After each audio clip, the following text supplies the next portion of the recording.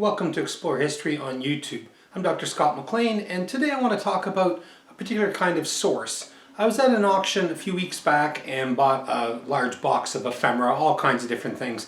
And to my surprise, in the bottom were three really interesting old newspapers. And so I thought I'd give a little bit of a chat about that, about the importance of newspapers as a source of history, and just in particular how they've changed over time, because they're quite different. An 18th century newspaper is quite different from what you would see today, maybe what you would expect to see. So the newspapers I got were all very similar. There are three different ones from Edinburgh, and there's two from 1781 and one from 1774. So a very important time in history. And they're quite interesting. This is the Edinburgh Evening Review. It's a very small newspaper, which was typical at this time because paper was very expensive. You can see from it as well that the text is very dense, very small. There's an awful lot of information. And what you get from newspapers like this is a lot of information borrowed from other sources. So almost every section of the paper will say taken from a Dublin newspaper, a London newspaper, or letters from somewhere else. And it really reflects also what was significant at the time. This one has Plantation News, has a story about a very violent storm which hit Barbados. And so quite interesting. No illustration. I'll talk about that a bit more in a moment. And here's another one. This is the Edinburgh Gazette. So again, quite interesting. Looks much the same. Very dense text. A lot of similar stories. It's got news from Edinburgh, so the local stuff. But it also has news from London, extracts from the London Gazette. It has a whole list of soldiers that have deserted at this time from the army. It's quite interesting, and you get a lot of information on the military in papers from this time. Now this final one was my favorite of the three. This is the one from 1774. It's the Edinburgh Advertiser. And what I particularly liked about this one is a little handwritten note at the top which says American News. So this is 1774. It's all the lead up to the development of the American Revolution, Revolutionary War, and you've got this paper carrying some news. That would have been of real interest to people in Scotland at this time. So you get an article from the General American Congress, a letter from the General Congress to the inhabitants of the American colonies. So this is all the news of the day which is showing up in this paper. It's kind of similar in size to the other one, so this one is quite interesting in that it hasn't been cut. So it's actually an unused paper. You can see how it would have been printed with the 4 pages, and then it would have been cut before it was sold. So here you've got the 4 pages. Like the other ones, very small text and a lot of information. These give you some really interesting stories from all over the world, from different papers and so on. But also at this time, we obviously see a great focus on politics and on particular class of society, because of course at this time literacy was very minimal. Although Scotland had the highest rate of literacy in the world at this time, not everybody got to read newspapers. In part that's because paper was extremely expensive. And so we see a change emerging as we get into the 19th century, but it's really not to the 1830s that we see a significant change. In the 1830s, the tax on paper was changed, it was reduced, and therefore paper was much cheaper. It could be produced in bulk. And at the same time, we have the development of the steam press. So using steam engines to power the press so they can produce a lot more, much more quickly. And so news and newspapers really take off. And so there's all kinds of exciting stuff happening at this time with publishing in the 1830s. But the real change comes in the 1840s. In the 1840s, building upon changes which were taking place in publishing throughout the 1830s, from about 1832, we see now the development of and use of illustration in newspapers. And really it comes down to this one. There have been earlier publications like the Penny Magazine, which is one of the most famous at this time, from 1832, which was bringing in, it's a weekly publication which was bringing in good quality woodcuts, good quality illustrations for the very first time. And then the papers pick up on it, starting with this one, the Illustrated London News. And from the 1840s, you see illustration becoming an important part of newspapers and magazines. And all you have to do is think about what this must have meant. This is the first time for many people, particularly if you're working class.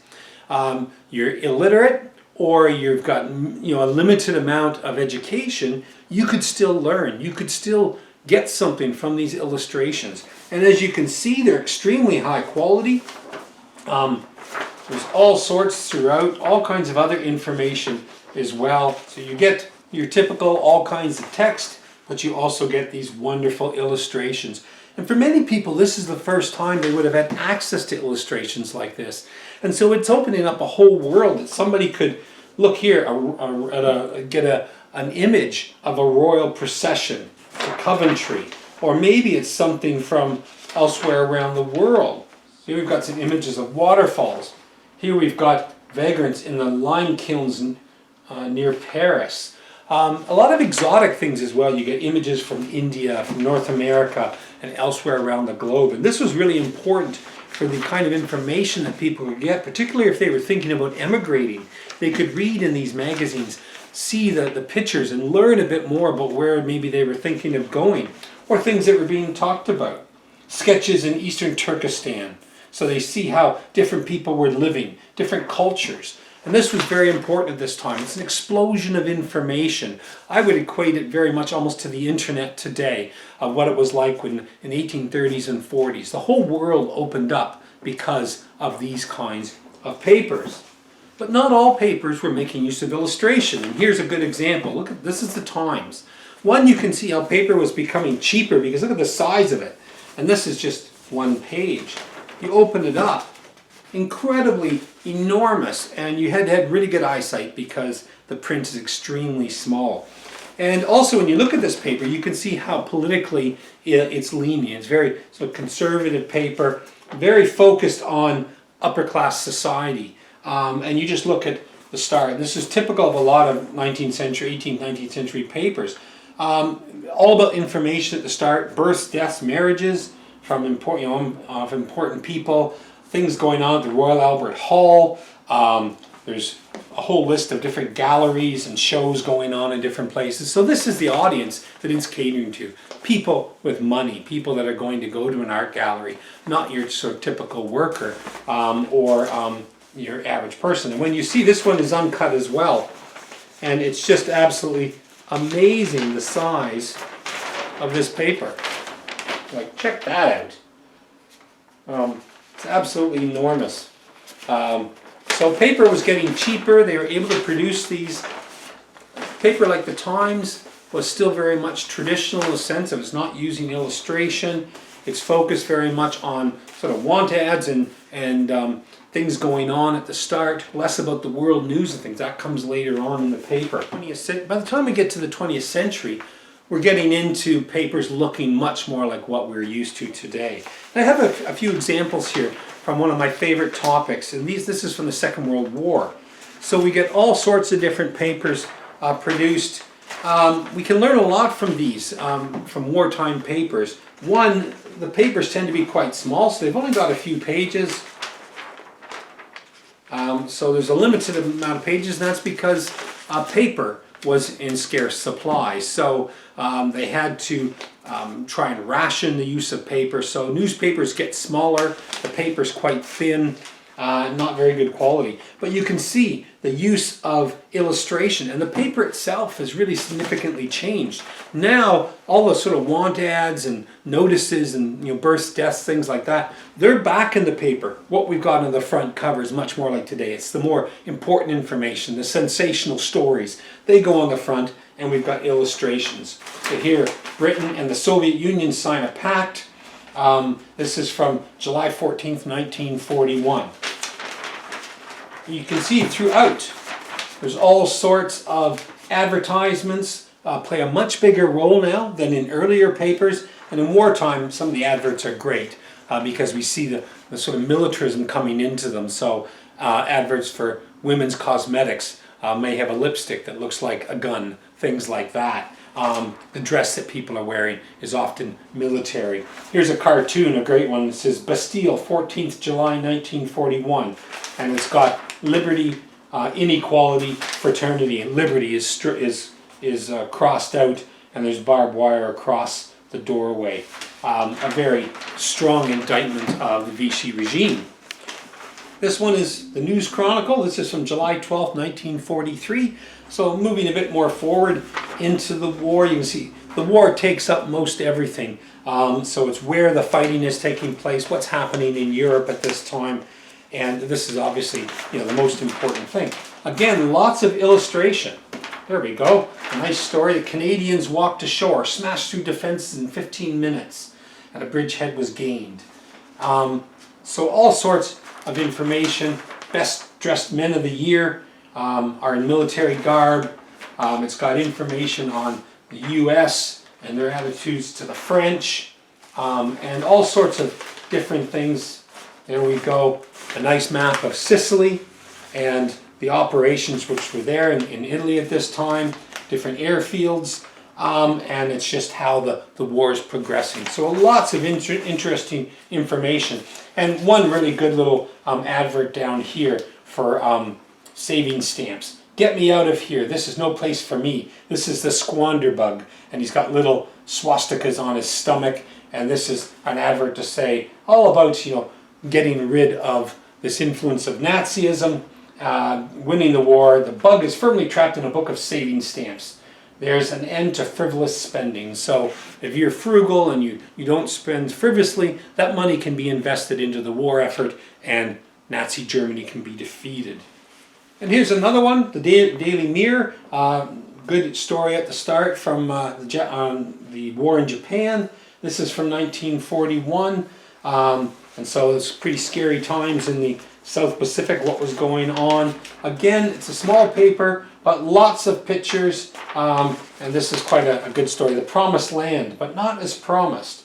And it's got a bunch of Germans and Italians. Said Germans and Italians always said they'd march through Cairo, and they're doing it, but not as they planned. They're doing it as prisoners. So good propaganda. The U.S. sinks 14 submarines, soldiers' beds for Italians, and lots of information what's going on. Of course, you've got the comic section, and you've got advertisements for investments and indigestion and all kinds of different things that people are going to be needing.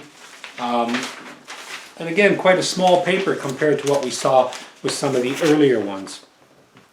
So we can learn an awful lot about these papers. We learn about the history that's going on at the time, the conflicts in the Second World War. It also tells us a great deal about society, about how they were having to cut back and ration, the importance of saving and investing in the war effort, because this was a long effort, so it was going to take quite a bit to try and bring the Second World War to its logical conclusion. So then we move to post-war. I have one example here I thought I would show. This is the Daily Graphic and Daily Sketch. This is from 1952, and you can see the entire front cover, one big illustration.